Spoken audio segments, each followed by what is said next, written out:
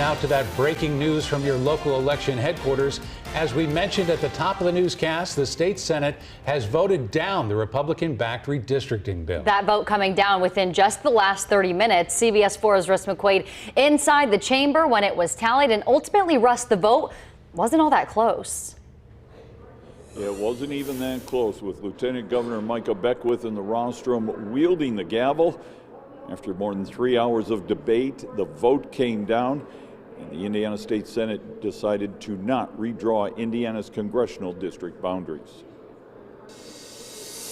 Before the vote, one by one, Democrats and Republicans, supporters and opponents got up to speak about House Bill 1032 that was drawn to dilute Democrat strongholds in northwest Indiana and Marion County and split Indianapolis among 4 congressional districts.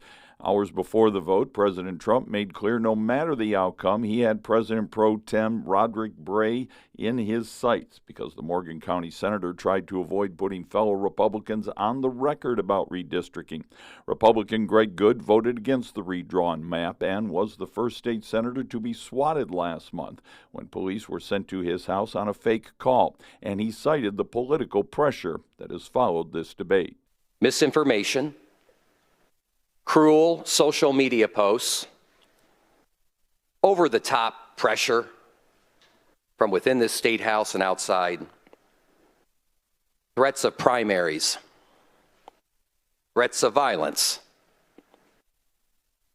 acts of violence. The bill's Senate sponsor said the intention of Indiana redistricting was to offset what he considered a Democratic advantage in the majority Republican U.S. House, while an Indianapolis Senate Democrat said the new vote was drafted in secret without Hoosier input. I believe that there is an imbalance in the House of Representatives today, and this is an attempt to try to, in small part, offset that balance.